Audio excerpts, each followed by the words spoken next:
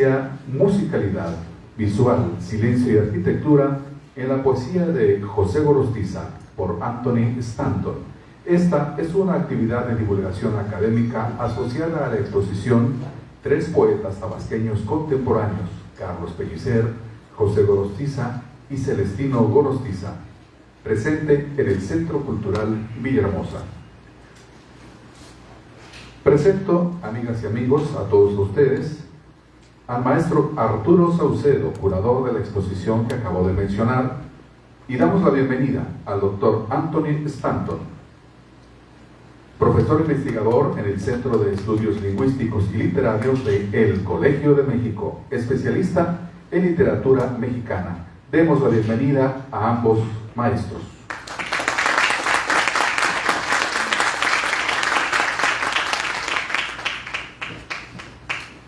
Buenas tardes. Hola. No, sí, ¿verdad? Sí. Buenas tardes, muchas gracias por su presencia, por acompañarnos tanto en la visita a la exposición de los tres poetas tabasqueños contemporáneos y también en el conjunto de exposiciones, de conferencias que tienen como propósito acercarnos a cada uno de los núcleos temáticos que conforman la exposición. De esa manera, tanto con las aportaciones de especialistas como Antonio Saborit, como el doctor Anthony Stanton, como el doctor Evodio Escalante, que se va a presentar también aquí, y vamos a ir desarrollando diferentes temáticas que componen o que forman parte de la exposición y de todo el ejercicio curatorial de de la exposición que tenemos en el Centro Cultural de Villahermosa. Doy la bienvenida al doctor Anthony Stanton, quien ha sido profesor visitante en las universidades de Londres, Chicago, Nueva York, Toulouse, Beijing y la Jawaharlal Nehru de Delhi. Desde 1987 es profesor investigador en el Centro de Estudios Lingüísticos y Literarios en el Colegio de México, especializándose en literatura hispánica moderna, especialmente la poesía mexicana. Sus intereses abarcan revistas literarias, epistolarios de escritores, ensayos hispanoamericanos, las vanguardias históricas, la poesía moderna, la teoría literaria y las relaciones entre literatura y pintura. Por eso, este espacio cultural y temporal que abarca la exposición es una de las materias fundamentales del trabajo que ha hecho el doctor Anthony Stanton, y por eso agradezco su generosa visita a Villahermosa y a la exposición. Muchas gracias. Muchas gracias, Arturo, muchas gracias. Pues esta vez, a diferencia de las ocasiones anteriores, he venido a Villahermosa varias veces y siempre he hablado de la gran figura que es Carlos Pellicer, ¿no? Entonces esta vez pensé, pues ya voy a hablar de otro poeta, ¿no? Aunque al final ustedes se van a dar cuenta que en el fondo hago una comparación en las últimas páginas de la conferencia de hoy. Existen por lo menos tres ejemplos de lo que podríamos llamar mitos del silencio en la literatura mexicana. En la última década del siglo XVII y en la cúspide de su fama, Sor Juana Inés de la Cruz deja súbitamente las letras, abandona sus libros y posesiones más queridas y empieza a dedicar su vida exclusivamente a tareas religiosas. El enigma de su silencio ha dado lugar a muchas teorías. Ustedes saben que entre los comentaristas católicos se manejó durante mucho tiempo la tesis de una conversión mística, ¿no? Mientras que entre comentaristas, intérpretes laicos liberales, ellos vieron en la renuncia el signo de un asedio en el cual la monja y escritora se vio obligada a callar.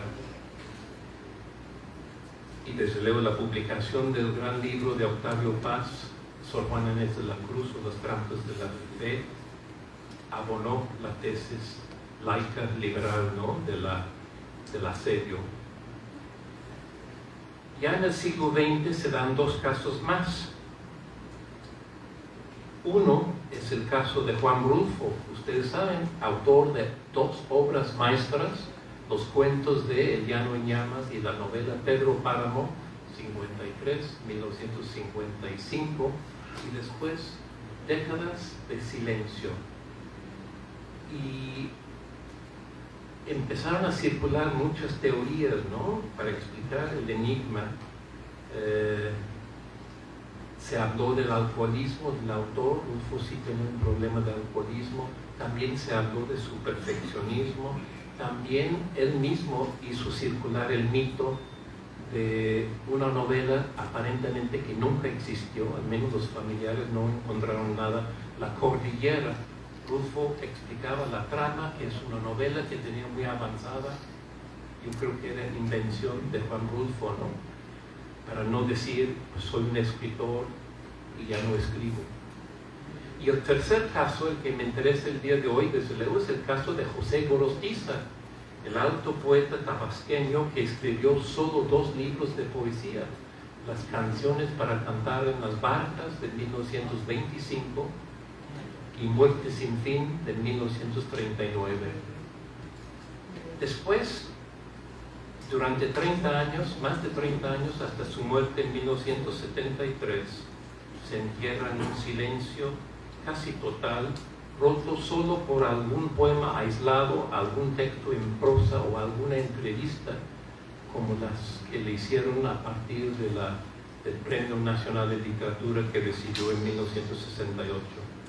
Y también aquí proliferan las hipótesis, ¿no?, que buscan explicar el misterio. Él mismo hablaba de sus responsabilidades como hombre público, como diplomático, hombre de Estado, que no le dejaban sus tareas tiempo para dedicarse a la obra literaria. Es lo que él decía, ¿no? También se habló de su perfeccionismo, su exigencia excesiva, y también se ha hablado de su temperamento solitario, melancólico, hipocondriaco incluso. Y en fechas recientes, cuando se publicaron en la edición de archivos fragmentos de lo que dejó al morir, ahí nos dimos cuenta de que sí siguió escribiendo, ¿no?, pero siempre como actividad privada, clandestina, nunca a la luz pública de los reflectores. Por eso su amigo, que trabajó con él durante varios años en relaciones exteriores, Octavio Paz, en una época fue secretario de Gorostiza, dijo alguna vez que su obra es más silencio que voz, y creo que tiene razón Paz. Por eso la palabra silencio aparece en mi título hoy. El poeta angloamericano Eliot escribió en una ocasión que solo en los poetas más grandes se reúnen 3 características imprescindibles: abundancia, variedad y completo dominio. Gorostiza cumple con creces, desde luego, con el tercero, pero podríamos preguntarnos si cubre los otros 2 requisitos de abundancia y de variedad.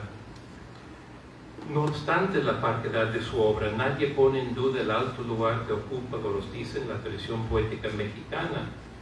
Desde luego, para muchos, Muerte sin fin es el gran poema extenso de la literatura mexicana moderna. Solo realmente uno podría comparar tal vez 2 poemas con esa creación de Gorostiza. Uno, de la monja Jerónima Sor Juana, en su Primer sueño. Es un poema autobiográfico de ella, su poema más personal, aunque ella lo haya llamado un papelillo que llaman El sueño, en un exceso de modestia, porque no era una mujer modesta, sabía muy bien de lo que era capaz. Y desde luego el otro poema que tal vez se puede comparar es Piedra de Sol de Paz, ¿no?, tiene ciertas influencias de Gorostiza como poema extenso. Sin embargo, la misma grandeza y complejidad de Muerte sin fin dejó en la sombra durante mucho tiempo su primer libro, visto por algunos como obra menor de aprendizaje de un principiante. Yo creo que es una visión muy injusta. El primer Gorostiza es un poeta muy consciente, muy maduro, sabe perfectamente lo que ha hecho. Entonces hoy se impone la verdad de que Gorostiza, el autor de las canciones para cantar en las barcas, es ya un poeta maduro. Es joven, pero maduro como poeta. La aparente sencillez de su libro inicial es en realidad una complejidad distinta. Paz señaló esto cuando escribió que las dos obras de Tabasqueño eran, a pesar de las diferencias, obras muy parecidas. Compartían el mismo hermetismo, pero un hermetismo que se debe a su exceso de transparencia. Es todo lo contrario de lo que normalmente es hermetismo, es oscuridad, ¿no? En Gorostiza es un exceso de luminosidad y transparencia. Entre todos los poetas del grupo contemporáneo, Gorostiza es el que más dialoga con la tradición clásica y neopopular. Las canciones revelan también un diálogo con los poetas españoles modernos, aquellos que cultivaron modelos de la poesía popular o tradicional para enriquecer la tradición culta, Antonio Machado y Juan Ramón Jiménez, que descubren en las canciones, las coplas y los romances de la tradición popular arquetipos dignos de renovación culta. Y ellos, Machado y Juan Ramón Jiménez, son los padres de los jóvenes poetas de la generación de 1927, especialmente de Lorca y Alberti, dos poetas que practican desde sus primeros libros esa peculiar forma de modernidad que consiste en recurrir a los modelos más antiguos, no para repetirlos pasivamente, sino para modificarlos y actualizarlos.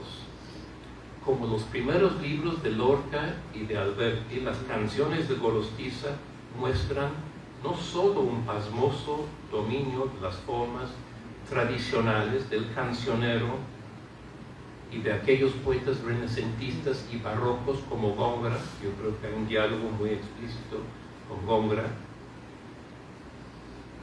esos poetas que se apropiaron de estas formas, sino también una clara conciencia de la posibilidad que ofrecen estos modelos tradicionales para fertilizar la poesía moderna. Y aquí hay que subrayar que no es un afán arqueológico, ¿no? No están rescatando cosas del pasado porque son cosas del pasado. Quieren escribir todos esos poetas poesía moderna, ¿no? Pero a partir de modelos clásicos o tradicionales. Claro, Gorostiza sabemos que acude a la poesía tradicional y popular española no por un asunto de ser admirador de eso, sino simplemente porque tenía cierto hartazgo con los excesos de la suntuosidad de la poesía preciosista modernista. Gorostiza, el joven Gorostiza, ha leído a los grandes poetas modernistas y postmodernistas como Enrique González Martínez, uno de las grandes influencias, ¿no?, en los jóvenes contemporáneos, y ha decidido que hay que cultivar, hay que acudir a modelos muy antiguos para romper esos modelos un poco pesados, ¿no?, de adornos excesivos. Entonces, esta alianza entre lo tradicional y lo moderno es la nota distintiva, yo creo, de la poesía, tanto de la generación de 1927, que son los estrictos contemporáneos del grupo mexicano de los contemporáneos, del cual José Gorostiza formaba parte. Son dos generaciones paralelas, ¿no?, en el tiempo, y sufren las mismas influencias. Gorostiza siempre estuvo obsesionado por los problemas de construcción, arquitectura y organización del material estético. Por eso la palabra arquitectura aparece en mi título el día de hoy. Las relaciones entre las partes y el todo,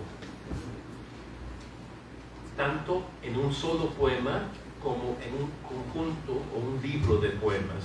que a veces puede ser una secuencia o una suite. Vamos a ver que en las canciones hay dos ejemplos de secuencias de poemas breves que forman un conjunto donde cada poema se relaciona con los demás, ¿no? Si nos fijamos en la estructura del libro de 1925, salta a la vista la ordenación premeditada. Una primera parte que se llama, como el libro, Canciones para cantar en las barcas. Consta de 3 poemas nada más. Y toda esa parte está dominada por el código musical, que es el título, ¿no? Canciones para cantar en las barcas. El poema es una canción, es decir, es una entidad musical, nos dice en el título, ¿no?, del libro, esta primera parte. Son 3 poemas numerados. El último, en la primera edición, lo dedica a Carlos Pellicer, su mentor en aquel momento. La segunda parte del libro tiene 3 partes. La segunda parte se llama Otras Poesías. Es la más extensa, consta de 13 poemas divididos por un título que se repite a intervalos, pausas 1, pausas 2. Viene como la tercera parte y después marcando las 2 terceras partes. Es una arquitectura simétrica, ¿no?, como construye el libro. Y una tercera y última parte del libro que se llama Dibujos sobre un puerto. Y ustedes identifican en el título el modelo visual, pictórico. Esa parte está dedicada a Roberto Montenegro, un poeta muy amigo que ya había ilustrado el primer libro de Carlos Pellicer, que ustedes pueden ver en la muestra aquí, y también en la misma época ilustró el primer libro de Salvador Novo, Ensayos, ¿no? Pues muy amigo del grupo, ¿no? Entonces, la tercera parte consta de, primero, también repite el título general dentro, es un poema, una secuencia de 7 breves poemas, Dibujos sobre un puerto, que relatan los cambios en la luz, la atmósfera durante un día, ¿no? Empieza en el alba y termina en la noche. Y después hay una segunda secuencia en esta tercera parte que se llama Luciérnagas. Y aquí son 3 poemas, igual que el libro tiene 3 partes, son 3 poemas numerados de atmósfera orientalista. En uno de los poemas nombra específicamente a Li Po, el poeta chino de la dinastía Tang. Claro, está pensando en el gran libro que ya publicó José Juan Tablada, una influencia en los contemporáneos. Publicó en Caracas un libro que se llama Li Po y otros poemas, el primer libro de la vanguardia poética de México, publicado en Caracas, en Sudamérica. Son caligramas, poemas visuales, ¿no?, poemas dibujados. Tablada también era un gran aficionado a las artes plásticas. Tablada es el que descubre a Carlos Pellicer como poeta, ¿no? Escribe la primera nota sobre el joven Pellicer en Bogotá, en Sudamérica. Y luego, en la tercera parte, se cierra con un poema, Otoño, dedicado a Jaime Torres Bodet. Y en la primera edición del libro, algo que se elimina en la obra poética, que ustedes leen en el Fondo de Cultura Económica, ya no está. El libro se cierra con un poema escrito por Jaime Torres Bodet, es decir, Gorostiza invita a su amigo, el secretario, colaborador de José Vasconcelos desde joven, y le pide que cierre su libro con un poema. Y Torres Bodet hace un poema precioso que recrea la métrica, los símbolos del libro, las barcas, en un poema utilizando el hexasílabo, ¿no?, que Gorostiza, es un homenaje a Gorostiza.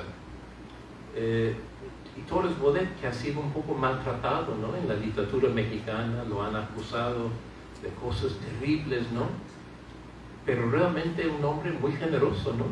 Al final de su vida publicó un libro que se llama Trébol de 4 hojas, muy hermoso porque presta su voz a 4 poetas amigos, Bernardo Ortiz de Montellano, Carlos Pellicer, José Gorostiza de nuevo y Javier Villarrutia, y recrea sus mundos poéticos en esos poemas. Es decir, Es un acto de generosidad, ¿no? Poner la voz de uno al servicio de los otros, ¿no? Eso lo hizo Torres Bodet. Es decir, el libro de 1925 de Gorostiza traza un gran arco que va del oído a la vista, del poema como canción al poema como dibujo. En uno de los últimos textos en prosa que escribió en su vida Gorostiza, que se llama Notas sobre Poesía, de 1955, él reflexiona sobre lo que llama la construcción en poesía. Es importante el texto porque puede considerarse una especie de resumen final de las ideas estéticas del último Gorostiza, un poeta que ya no escribía poesía o no publicaba poesía en 1955. Tal vez de ahí su aire de testamento y despedida. Hemos de suponer que el mismo Gorostiza autorizó la inclusión de este texto, Notas sobre Poesía, como prólogo a su obra poética completa que publicó el Fondo de Cultura Económica en 1964. ¿Por qué? Porque él vivía todavía y la edición que cuidó Alicho Macero se hizo con su anuencia, ¿no? Regresemos pues a este bello texto en prosa que arroja luz sobre un problema que sigue siendo actual para muchos poetas el día de hoy. Gorostiza lamenta la poca atención prestada al poema como unidad arquitectónica. Dice, cito, la poesía y la arquitectura, al igual que la poesía y el canto, se amamantaron en los mismos pechos. Entonces, hasta ahí Gorostiza. Un poemario, entonces, no debe ser una mera acumulación de materiales preexistentes. Recordemos lo que el autor vio como el mérito principal de sus canciones, y cito a Gorostiza en 1928, 3 años después de haber publicado el libro, habló de la atormentada selección que hizo flotar estas 20 poesías sobre un fondo de centenares de versos malos. Ahí está el autocrítico, ¿no? Descripción que reproduce el mismo sistema de imágenes que figura en el libro. Los poemas, canciones salvados flotan frágilmente como las barcas sobre la vasta superficie del mar. Este severo juicio autocrítico que expresó en 1928 revela su temprana conciencia del problema de organización estructural que determina la unidad del conjunto. Dijo el 28 Gorostiza, es bien pobre como poesía, lo sé, pero dentro de su debilidad arquitectónica, sus numerosos toques de mal gusto, su temperatura de emoción directa, tiene no sé qué de coherencia e individualidad que ha de ser el esqueleto de mi obra futura. Efectivamente, a pesar de las evidentes diferencias que separan sus dos libros, las canciones pueden verse en lo formal como una prefiguración embrionaria en miniatura, si se quiere, del esqueleto estructural de Muerte sin fin. Un todo arquitectónico hecho de dos partes, Muerte sin fin, distintas. Ustedes recuerdan que cada parte termina con una canción burlesca. Es decir, la poesía como canto, reflexión, complementada por la poesía como canto burlesco, ¿no? Sátira. Se trata, Muerte sin fin, de una silva libre en verso blanco, pero cada parte termina con una canción burlesca. Por otro lado, en respuesta a una carta de su amigo Bernardo Ortiz de Montellano, quien había pedido un juicio sobre su libro Sueños, en 1933, Gorostiza destacó en primer lugar y como lo más estimable de la obra de su amigo la construcción, el plan clásico, el esqueleto o armazón de tus poemas. Son frases. Lo que apreció era la arquitectura, tal vez más que el contenido. Por lo tanto, es comprensible su lamentación en 1955 en el sentido de que los poetas modernos, con poquísimas excepciones, no se plantean ya la construcción en grande como en los vastos poemas de otros tiempos. Esta ausencia de ambición de la obra de gran aliento, sentida como una enorme pérdida para la poesía, se explica, según el autor, por el predominio de la lírica. Entonces podemos preguntarnos por qué. Bueno, hay que recordar que Edgar Allan Poe ya había negado la existencia del poema extenso, ¿no? A long poem is a contradiction in terms, dijo Poe, ¿no? Poe decía que todo poema tiene que ser breve para tener un impacto. Los simbolistas franceses tomaron su palabra como dogma, aunque algunos de ellos, como Mallarmé, llegaron a escribir grandes poemas extensos. Pero ya en el siglo XX, casi todos los movimientos de vanguardia, como el imagism en el mundo angloamericano o el ultraísmo en España, exigieron la reducción del poema a la imagen. Es una doctrina de la vanguardia, ¿no? El poema debe reducirse a la imagen. El resultado práctico de estas doctrinas suele ser un poema muy breve.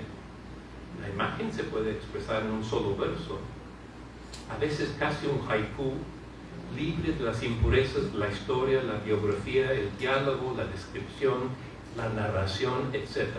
Es decir, libre de todos los elementos tradicionales que siempre han nutrido a la poesía occidental. Las nociones que asociamos con la poesía pura, es un poco que los contemporáneos, todos ellos trataron de hacer poesía pura, al menos en la primera mitad de los años 20, tienden hacia la economía y lo sintético, pero también implican esas doctrinas una mutilación. La poesía deja de habitar territorios que había cultivado durante siglos y entrega grandes zonas de su dominio a otros géneros, sobre todo a la novela y un poco al teatro. Entonces, Gorostiza identifica con gran lucidez un problema central de la poesía moderna, un problema cuyas consecuencias estamos viviendo todavía. Al irse despojando los atributos tradicionales, la poesía puede ganar en modernidad, en intensidad, pero esas ganancias conllevan grandes pérdidas porque el modelo de poema breve y sintético se vuelve muy pronto limitado y monótono, como ocurre con la secuela de imitaciones que se hacen de aquellos poemas casi exclamaciones de Juan Ramón Jiménez en libros como Eternidades y Piedra y Cielo, los libros que influyen en los inicios de toda la generación del 27 en España, en los contemporáneos aquí en México y muchos poetas en Colombia, Argentina, distintos países hispanoamericanos. Es decir, la lección es clara: un hallazgo feliz y original pronto se vuelve la fórmula reduccionista de una escuela retórica. El mismo Gorostiza vivió este conflicto en su propia obra. Después de escribir los breves poemas de las canciones, son poemas de estirpe Juan Ramoniana, digamos, ¿no? Muy influidos por Juan Ramón, alimentados por la rica tradición hispánica. Él comprende que no tiene sentido seguir en esa veta que se agota tan fácilmente. Entonces, una intuición certera, es decir, su inteligencia poética, le dice o lo hace buscar o emprender un largo proceso de búsqueda que desemboca en la construcción de un poema extenso. Tardó muchos años en escribir el poema, aunque él declaró que al final la escritura misma tardó unos 6 meses, ¿no? Pero muchos años de preparación. Otros poetas buscaron la renovación en el compromiso ideológico, casos de Alberti y Prados. Otros más rompieron con su primera manera a través de una asimilación de una o de varios movimientos de vanguardia, como el surrealismo en Cernuda y Lorca en España, o en México en Javier Villarrutia y Ortiz de Montellano. Pero el caso de Gorostiza es singular, porque es uno de los pocos poetas que no sienten ni la necesidad ni el deseo de explorar las conquistas de la vanguardia. En esto consiste su insólito acto de atrevimiento en 1925, año de auge de las vanguardias históricas. Gorostiza prefiere ignorar todos los ismos que predican entonces modernolatría, el futurismo, los neologismos, el progreso tecnológico, la experimentación radical, como en Huidobro. No le interesan esas posibilidades. En el mundo hispánico, casi todos los poetas tienen un contacto breve o prolongado con algún movimiento de vanguardia. En los contemporáneos, por ejemplo, tanto Pellicer, el joven Pellicer, como Torres Bodet, Ortiz de Montellano, Villarrutia, Gilberto Owen, Salvador Novo, asimilan todos ellos elementos vanguardistas en sus primeras obras. Las dos excepciones son Gorostiza y Jorge Cuesta, uno de sus amigos más cercanos. De ahí la peculiar y muy personal evolución de Gorostiza como poeta. Y hay un caso un poco paralelo en el caso de Jorge Cuesta, un poeta que empieza con sonetos neobarrocos hasta llegar también a un poema extenso, hermético, filosófico, que es el Canto a un Dios Mineral, que se publicó póstumamente por su temprana muerte, ¿no? Su suicidio. Los otros contemporáneos siguen la ruta más normal, que va del modernismo o postmodernismo, Enrique González Martínez, pasando por la poesía pura y luego la vanguardia más racional, el cubismo, hasta las vanguardias más irracionales como el surrealismo a finales de los años 20. Es la ruta de Reflejos a Nostalgia de la Muerte en Villarrutia, de Desvelo a Línea en Gilberto Owen, de Avidez a Sueños en Ortiz de Montellano. Y aquí no hago desde luego un juicio de valor, ¿no? No creo que la poesía vanguardista sea superior a la poesía no vanguardista. Simplemente señalo corrientes y tendencias. Cada poeta encuentra su poesía más personal de manera distinta. No hay recetas infalibles. Las vanguardias ayudan a algunos para que encuentren más fácilmente su propia voz, pero para otros son una trampa mortal. En el caso de Gorostiza, los movimientos de vanguardia representan en su totalidad un callejón sin salida, un conjunto de caminos que él no siente la necesidad de explorar, ni siquiera para rechazarlos. Nuestro gran poema moderno, Muerte sin fin, da la espalda a la manifestación más radical de la modernidad, que son las vanguardias históricas. Y en eso consiste lo que él llama después de Muerte sin fin su descarnada lección de poesía. Acerquémonos pues a las canciones brevemente para apreciar el lenguaje, las formas, la métrica y el simbolismo de los poemas. De las tres composiciones de la primera parte nos detenemos en la letrilla La orilla del mar. 26 versos hexasilábicos acentuados con tres excepciones importantes que rompen el patrón, pero todos los otros versos tienen acentuación en la segunda y la quinta sílaba, ¿no? Son versos de 6 sílabas, muy breves. Versos de la poesía de cancionero tradicional, ¿no? De la poesía antigua española, siglo XV más o menos. Eso es el modelo formal. Hay rima consonante en los versos pares. Figuran 4 veces los 2 versos del estribillo que abre y cierra el poema. No es agua ni arena la orilla del mar. 4 veces durante el breve poema, ¿no? Aparece. En el lenguaje sencillo de la canción tradicional se plasma entonces un problema de definición, o más bien de indefinición, porque la orilla, como el borde, el lindero, son lugares donde 2 elementos se encuentran y hay una dependencia mutua, ¿no? Efectivamente, la orilla del mar no es ni agua ni arena, sino una mezcla. Las cosas discretas, dice en otra parte del poema, las cosas discretas, amables, sencillas, las cosas se juntan como las orillas, ¿no? Ustedes pueden escuchar la musicalidad, no es un canto, es una canción. El poema es un microcosmo que refleja el macrocosmo del libro. a partir del tema central de la filosofía presocrática. Si hay un poeta que suena, además de los poetas tradicionales, aquí es Heráclito, por las paradojas del movimiento de lo uno y lo múltiple, es la unión de contrarios, el elemento fundamental de la poesía presocrática. Y vaya que Gorostiza leía esto, porque hay que ver las citas que hay en otras partes de su obra. Conocía muy bien la obra de Heráclito. La armonía de lo discordante, lo uno que se desdobla y la dualidad unitiva. Y aquí hay un enlace muy directo, porque Muerte sin fin, ¿qué es Muerte sin fin? Sino, como dicen una de las dos canciones, un ansia de trasponer estas lindes enemigas, este morir incesante, tenaz, esta muerte viva. La segunda parte del libro, de 1925, Otras poesías, es más variada. Y aquí, si tuviéramos más tiempo, podríamos hablar.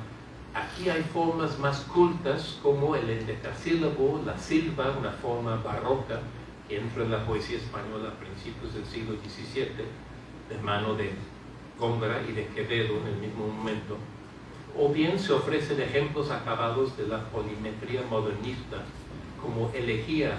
Elegía es un poema que él escribe cuando se entera de la muerte de Ramón López Velarde en 1921 y publica en la revista México Moderno, que le hacen al joven muerto a los 33 años el primer homenaje. Es un poema de homenaje del 21.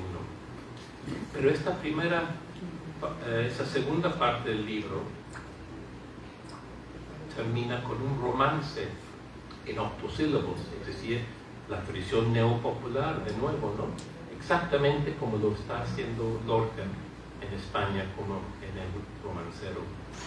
La tercera y última parte, Dibujos sobre un huerto, combina a la perfección los dos códigos que atraviesan todo el libro, el plástico o visual y el melódico o musical. De hecho, esta última parte reproduce en su interior la división tripartita de la primera sección y del libro entero. Eso es arquitectura, puesto que consta de 3 poemas. El primero subdividido en 7 brevísimas composiciones, el segundo en 3, mientras que el tercero consta de un solo poema, Otoño. Hay un juego de espejos, ¿no? La estructura del libro, donde cada parte refleja el todo. Todo eso es muy consciente, ¿no? Muy calculado. Los breves poemas de Dibujos sobre un puerto son notables por su concentración, como un pintor que capta el paisaje marino a distintas horas del día. El poeta plasma el alba, la tarde, la noche. El segundo poema de esta breve secuencia, que se llama La tarde, algunos críticos han hablado de un haiku, porque son 3 versos. Realmente no es un haiku, sino es una copla, ¿no? Pero es una copla muy peculiar porque es una copla metapoética. Dice, es muy sencillo, muy hermoso.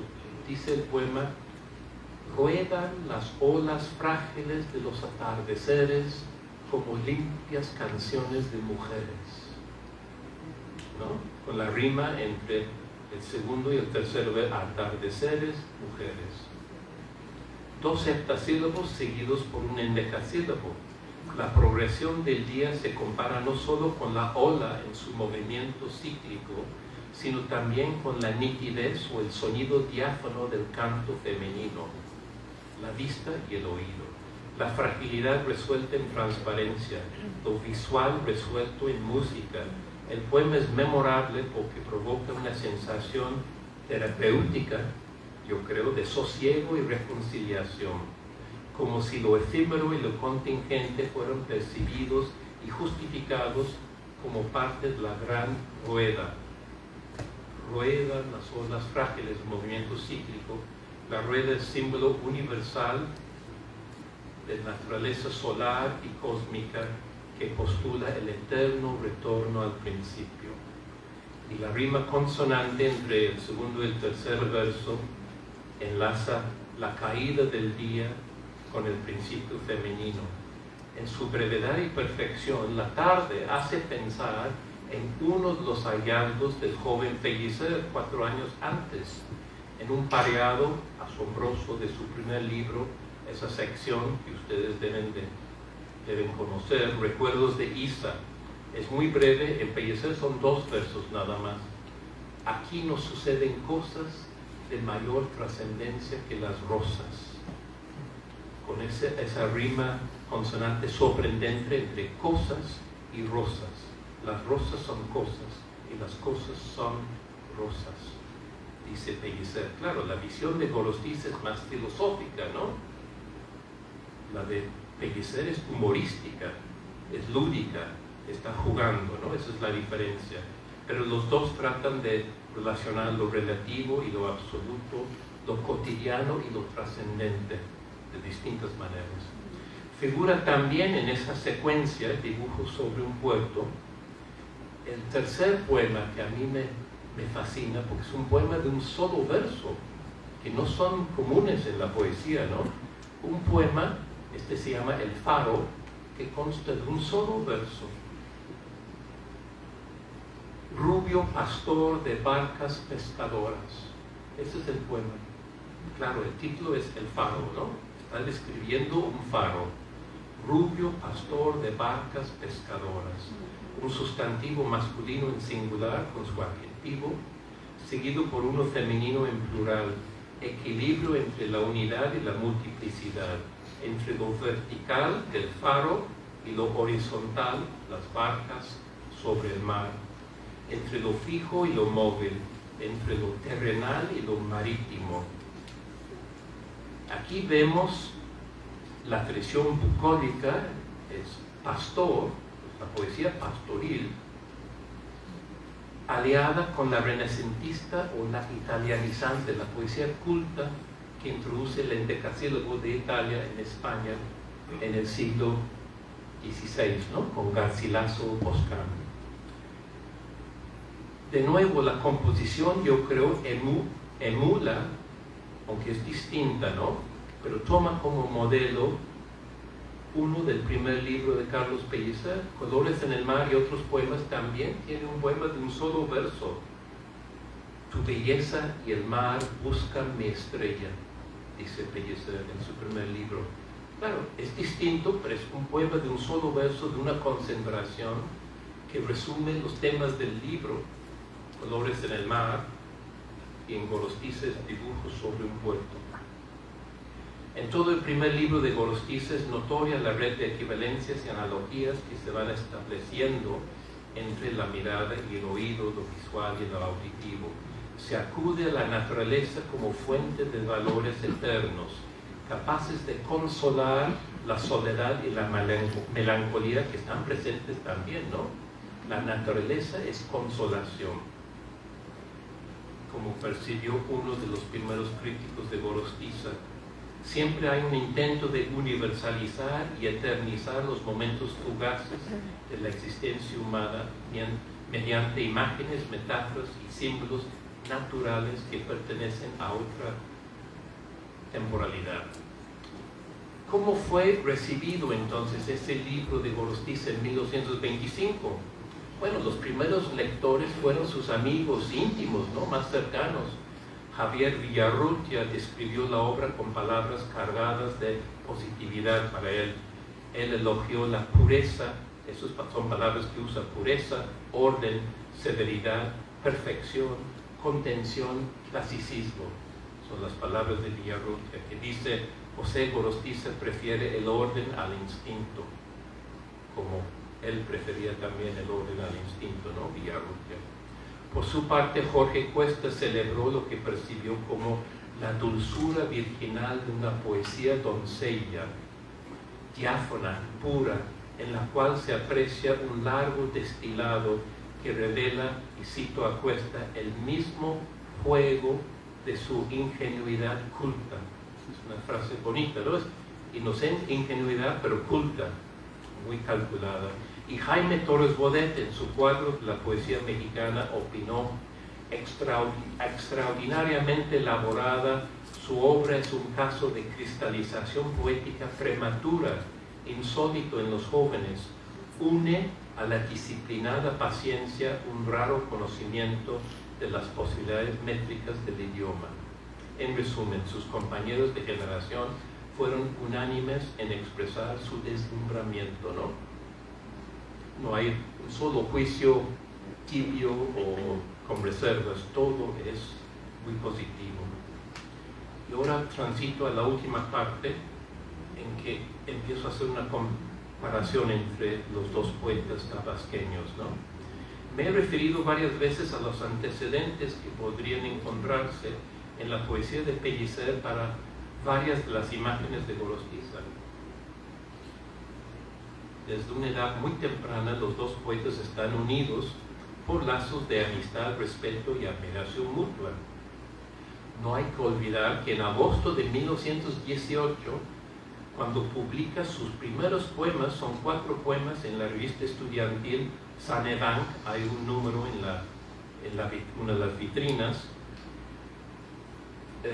Pellicer le hace la presentación al desconocido poeta José Gorostiza. Es una breve nota introductoria donde Pellicer dice: estos poemitas bellamente rítmicos y exquisitos de emoción pertenecen a un poeta que en plena adolescencia logra cautivar emociones que delatan un temperamento del cual acaso muy pronto resulte un gran poeta.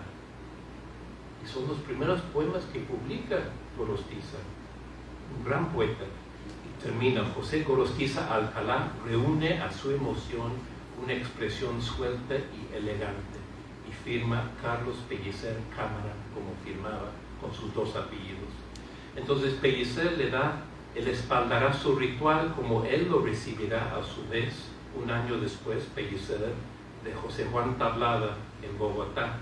Y recordemos también que fue el mismo Tablada quien dio el espaldarazo en 1914 a un joven poeta desconocido recién llegado a la capital desde la provincia, Ramón López Velardo. Tablada fue el primero que opinó sobre él. No había publicado ningún libro. Así se construye una cadena de transmisión en la poesía. Sin embargo, en lo que se refiere a la relación entre Pellicer y Gorostiza, se trató siempre de una atracción de contrarios. Cada uno apreciaba en el otro lo que no podía encontrar en su propia sensibilidad, y por eso se complementaban. El primero que expresó una conciencia de la verdadera naturaleza de esta relación fue Pellicer. En una carta escrita desde Bogotá el 8 de diciembre de 1919, el poeta mayor, Pellicer tenía 22 años, le comunica a su amigo, que apenas tenía 18, lo que constituye una profecía. Le dice Pellicer: ahora más que nunca deseo ser tu amigo. 2 espíritus tan desemejantes confraternizarán perfectamente. Por su parte, ya al final de su vida, Gorostiza confirmó en 1968 la validez de aquella profecía, al decir sobre Pellicer: él fue quien me guió, quien me inclinó y me entusiasmó por la poesía. Así es que Gorostiza poeta se debe a Pellicer poeta. Esta cercanía y hermandad puede sorprender a algunos lectores, sobre todo los familiarizados con toda la multiplicidad de registros que están presentes en el prodigioso Pellicer. Hay que enumerar, ¿no? Poeta religioso que tiene inquietud cívica, voz épica, cantor que celebra y transforma el paisaje de América, poeta amoroso, poeta lúdico, introspectivo, poeta político, antiimperialista, poeta viajero, poeta plástico, sensorial, modernista y vanguardista. Casi todos los variados registros de Pellicer aparecen ya en su libro inicial, Milagrosamente. En comparación con la amplitud y riqueza de las voces, las muchas voces de Pellicer, Gorostiza es un poeta mucho más limitado, desde luego, atormentado, perfeccionista, implacablemente autocrítico, reflexivo, intelectual, escéptico. Frente al gran abanico de abundancia de Pellicer, Gorostiza es un poeta parco, limitado, casi estéril, sin más bien intenso, o más intenso y concentrado. Hasta en su personalidad, cada uno se opone al otro frente a la soberbia egoísta del que está convencido de su propia grandeza desde el principio. Tenemos el espíritu desencantado, melancólico, del enemigo de sí mismo. Con total desparpajo, Pellicer pudo presumir ante su amigo, en una carta de 1919, la siguiente declaración sin sombra de ironía. Esto es Pellicer en 1919, no ha publicado ningún libro. No hay en el continente un joven tan admirablemente dotado en todo sentido como yo. Y cuando el mayor le dice a su casi inédito amigo, poeta, eres 10 veces más poeta que yo, le dice Pellicer a alguien que acaba de publicar sus primeros poemas. Y el joven le contesta, se gorostiza, ni soy poeta, ni soy hombre práctico, ni tengo amigos. Ya conocemos los poemas que los dos amigos se dedican en distintos momentos. Desde luego hay más de Pellicer que de Gorostiza. Sin embargo, me gustaría arriesgar para terminar una hipótesis que no ha sido desarrollada hasta ahora. En mis constantes relecturas de Muerte sin fin siempre me detengo en un pasaje que, según mi intuición, podría tomarse como un retrato oculto de su amigo. Me refiero a los versos 130 y 143 de la primera parte de Muerte sin fin. Versos que rezan así. Esto es un canto de la primera parte de Muerte sin fin. Pero en las zonas ínfimas del ojo no ocurre nada, no, solo esta luz. Ay, hermano Francisco, esta alegría única, riente claridad del alma, un disfrutar en corro de presencias de todos los pronombres antes turbios por la gruesa efusión de su egoísmo, de mí y de él y de nosotros tres, siempre tres, mientras nos recreamos hondamente en ese buen candor que todo ignora, en esta aguda ingenuidad del ánimo que se pone a soñar a pleno sol.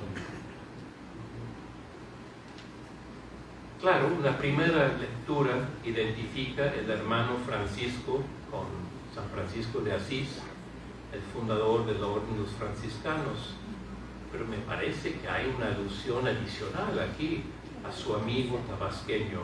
Recordemos que Pellicer declaró varias veces que tenía en la vida dos pasiones y un amor. Las dos pasiones, Bolívar y San Francisco de Asís, el amor infinito, imposible, Esperanza Nieto, ¿no? Que quedó siendo la novia perpetua, ¿no? En carta de 1924, Gorostiza, Pellicer describe a Esperanza como lo imposible en el infinito. En su viaje a Italia de Pellicer entre julio del 27 y julio de 1928, el poeta vive una especie de muerte de su viejo yo y un nacimiento de un nuevo ser. La resurrección ocurre en Asís, desde donde describe a su hermano Juan, cito de una carta de Pellicer: cuando se llega a Asís, la poesía es acto, el verbo ha muerto y la vida se corona. Y le confiesa: para mí el mundo es imagen. Mi sensualidad es una irradiación de imágenes. Si algún día yo pudiese llegar a Dios, llegaría por medio de mis sentidos, hoy rudos y entonces perfectos. En el mismo momento, esto es octubre de 1927, le confiesa a Guillermo Táguila, otro amigo, que Asís ha sido para mí un campo de revelaciones, y agrega: mi ambición de gloria, mi vanidad y mi orgullo están ya bien sepultados. El frate, continúa Pellicer, el frate, glorioso y supremo imitador de Cristo, es el puente directo entre nosotros y el Redentor. En Asís he comprendido la humildad, la pobreza, la paciencia y la santa alegría. Entonces vale la pena subrayar el impacto dramático del encuentro con las enseñanzas del autor del Cántico de las Criaturas, lecciones que le permiten superar sus vicios anteriores, los pecados de soberbia y egoísmo, muy evidentes en las cartas de Gorostiza, y acceder a los valores franciscanos: humildad, sencillez, pobreza, alegría solar y cierta inocencia fraternal y infantil. Mi hipótesis entonces es que al dirigirse al hermano Francisco, Gorostiza tenía que haber pensado también en su amigo que encarnaba los valores franciscanos como nadie. En los versos de Muerte sin fin, que acabo de citar, la trinidad de personas invocadas, nosotros tres, claro, en el poema, la primera lectura dice: el yo es el yo poético que canta, la divinidad, él con mayúscula, es Dios, y el hermano Francisco es el tú, ¿no?, el destinatario de sus versos. Es un diálogo con el santo, pero una segunda lectura colocaría a Pellicer como el destinatario contemporáneo.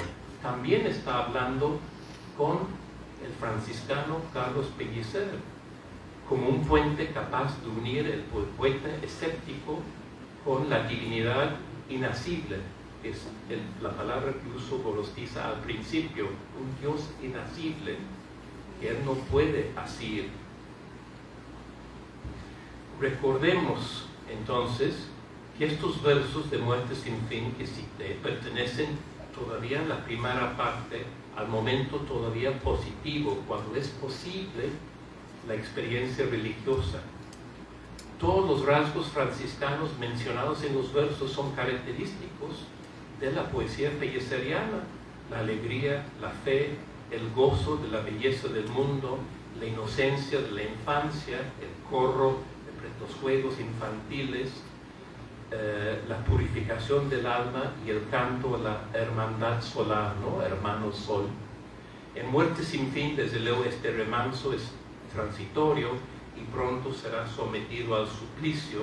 A partir del quebranto, toda la segunda parte es la regresión al origen, una regresión destructiva, catastrófica y apocalíptica, hasta llegar al origen genésico, donde al final del poema solo ya sobre las grandes aguas flota el Espíritu de Dios, que gime con un llanto más llanto aún que el llanto, dice Gorostiza al final.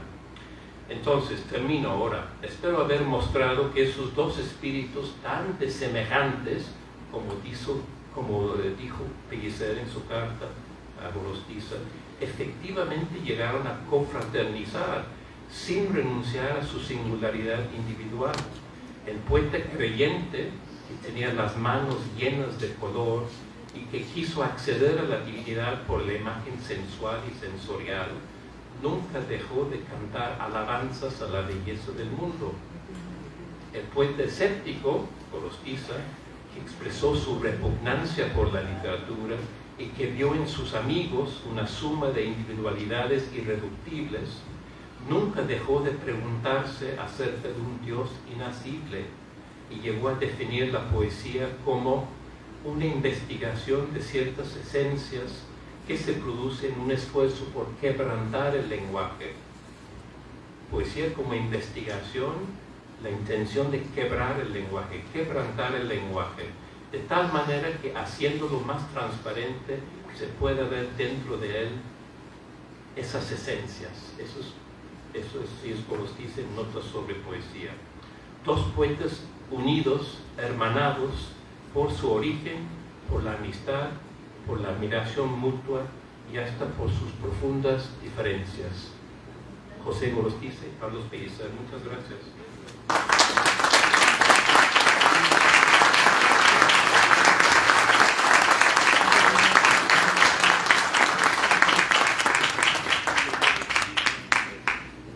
Damos pie a las preguntas del público, por favor. Las preguntas que tengan, cuestionamientos, las cuestiones que quisieran ampliar, los comentarios, por favor.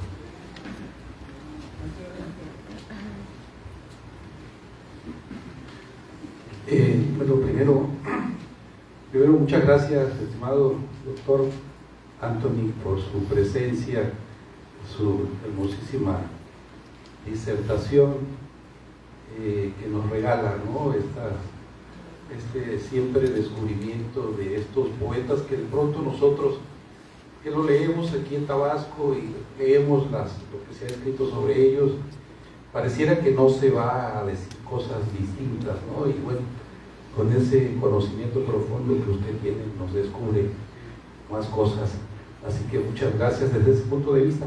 Fíjese que a mí me llama la atención y siempre me he preguntado, y usted lo señaló aquí, y particularmente porque hay un poeta que yo asocio a una frase que usó Cuesta cuando se refiere al primer libro de Gorostiza que usted citó, el verso destilado. Jorge Guillén, ¿por qué raras veces no se asocia a Jorge Guillén con Gorostiza, si Jorge Guillén tiene el verso tan destilado? Me gustaría saber su comentario.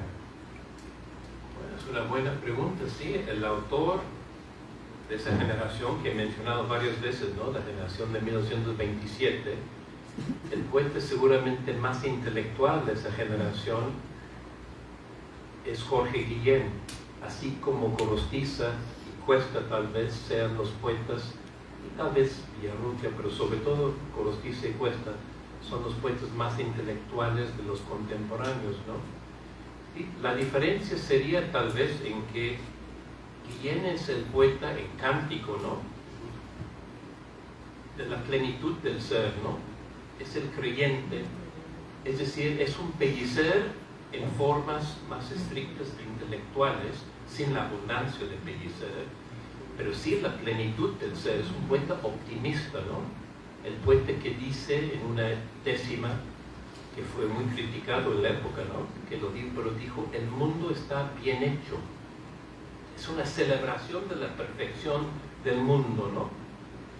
Y en el fondo Gorostiza es todo lo contrario, ¿no? No celebra la plenitud del ser, sino el regreso a la nada originaria en Muerte sin fin. Gorostiza es un poeta mucho más escéptico, que duda, que no celebra, de ahí su contraste con Pellicer también, ¿no? Entonces yo veo a Guillén, tanto por sus creencias personales como por el tipo de poesía que escribe, aunque es un poeta de formas muy estrictas, ¿no? También de formas clásicas. Emplea la décima, ¿no? En la poesía culta en España, pero lo veo más del lado de los poetas que celebran la plenitud del ser.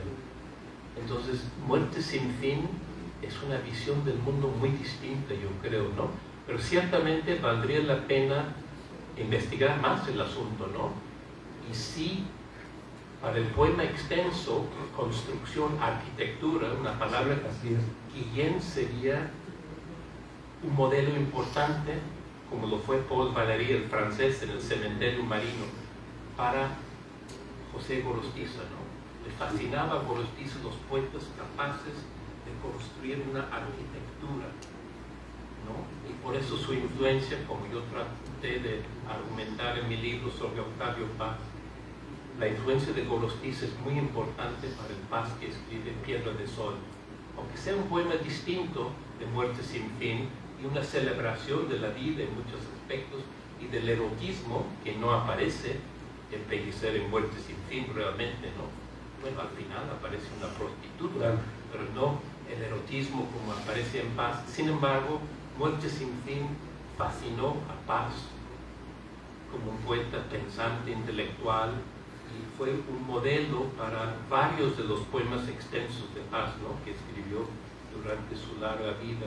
Entonces, Gorostiza sí influyó en los poetas posteriores. A veces decía, no, los poetas posteriores, los jóvenes de hoy no me entienden, yo no tengo nada que ver con ellos. No es cierto. Los poetas más reflexivos sí tomaron a Gorostiza como modelo, ¿no? Para el poema extenso sobre todo, ¿no? Lizalde, varios poetas que han intentado el poema extenso, ¿no? En México. Muchas gracias. ¿Alguna otra pregunta?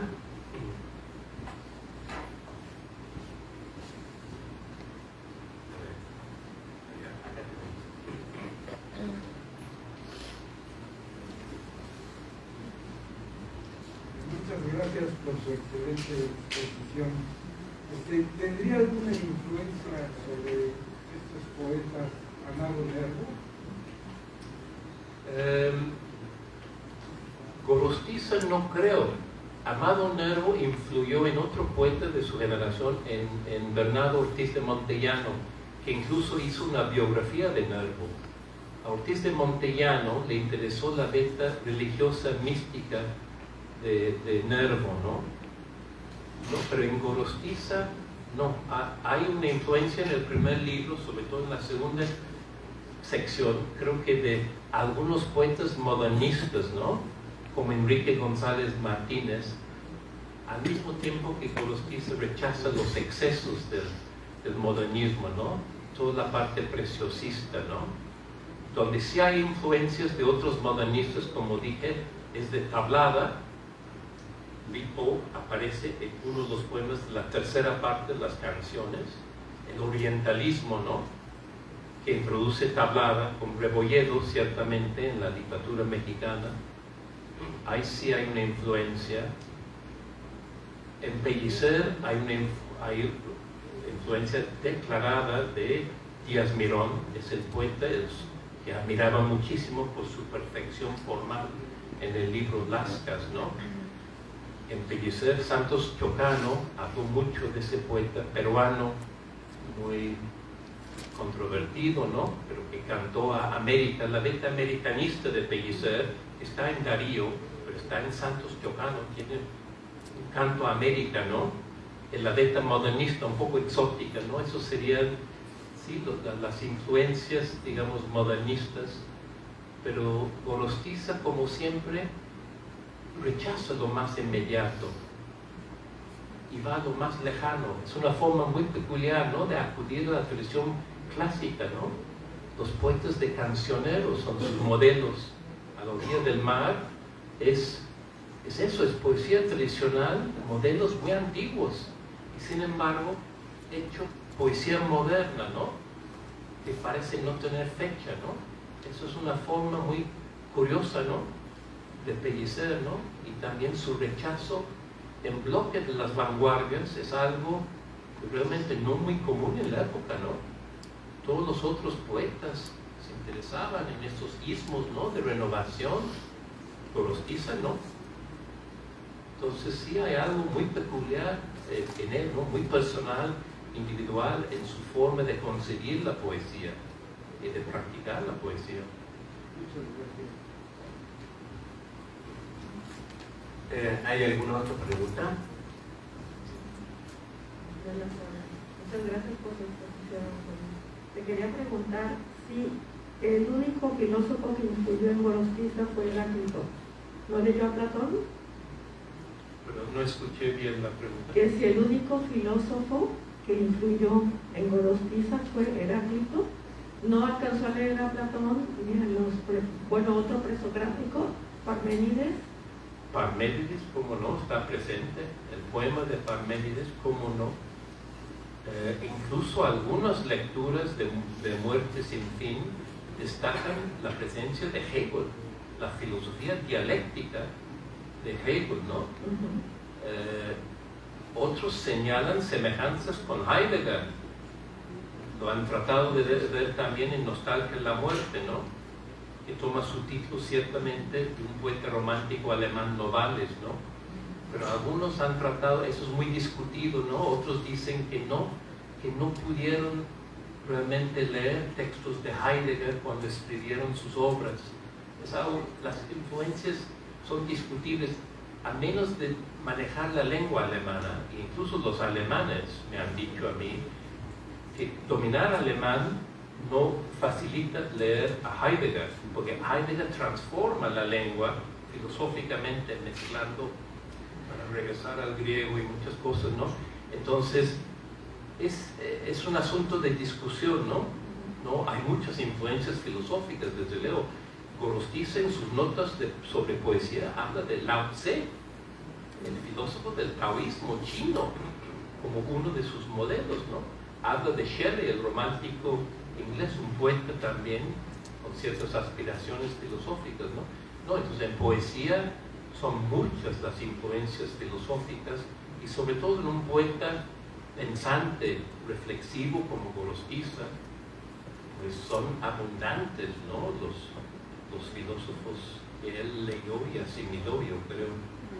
Pero sí está Heidegger documentado. Hay una colección que se llama El clavo ardiente, la traducción es de Javier Zubiri, una de las primeras traducciones al español, y ahí están precisamente ellos como editores, y está uno de los primeros textos de Heidegger en la traducción de Zubiri. Es cierto. Sí, Estoy de acuerdo con lo que dices de Javier Zubiri.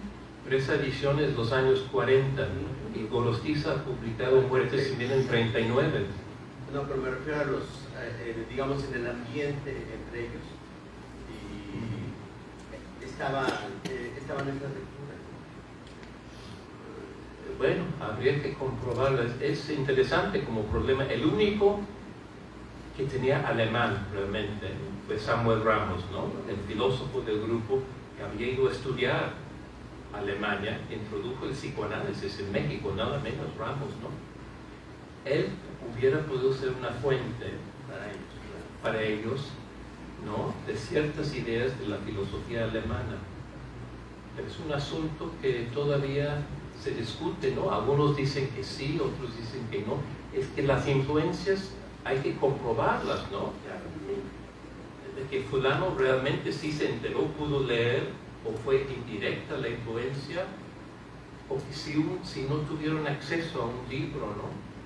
Recuerdo mucho una influencia con Javier en una entrevista que le hace José Luis Martínez en Tierra Nueva a Villarrutia, y le dice, y empieza a hablar de nostalgia de la muerte, su filosofía de la muerte, ¿no? En nostalgia. Entonces José Luis Martínez le dice, entonces Heidegger es su filósofo, ¿verdad? Y le contesta, sí, es mi filósofo, pero escribió todos sus poemas sin saber nada de Heidegger y Villarrutia. Son poemas también con fuentes en el romanticismo alemán. Novales, los himnos a la noche, hay un misticismo de la muerte en el romanticismo, ¿no? Que sí conoció Villarrutia, así que de repente hay que precisar las influencias. Es un terreno muy resbaladizo, ¿no? Difícil. Novalis está en la colección de cultura. Está Laura Chávez. Y toda esa colección se la conocieron porque en la segunda etapa ellos colaboran y editan ellos mismos varios de sus libros, ¿no? Entonces, sí hay, digamos, esos puentes sí estaban tenidos, ¿no? Novalis y el alemán sí estaban. Sí, muy, muy interesante, ¿eh? ¿Hay alguna otra pregunta? Sí.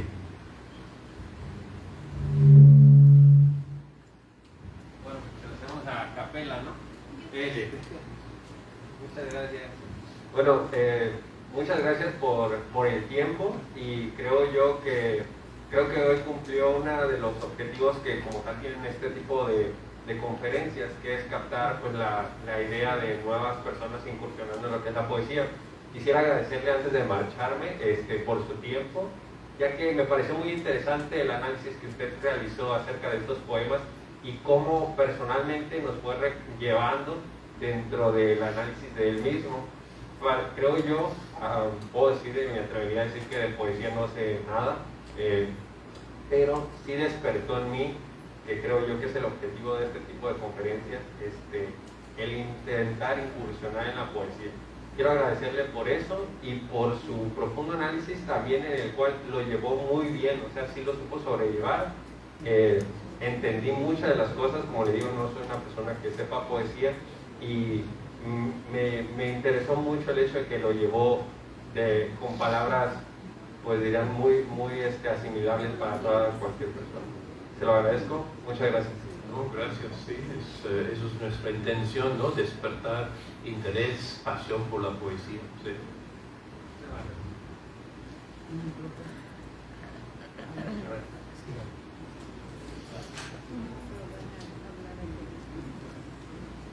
Hola, buenas tardes, mi nombre es Francisco Villa y sí quiero decirlo de manera importante, es de lo mejor que he escuchado en los últimos años.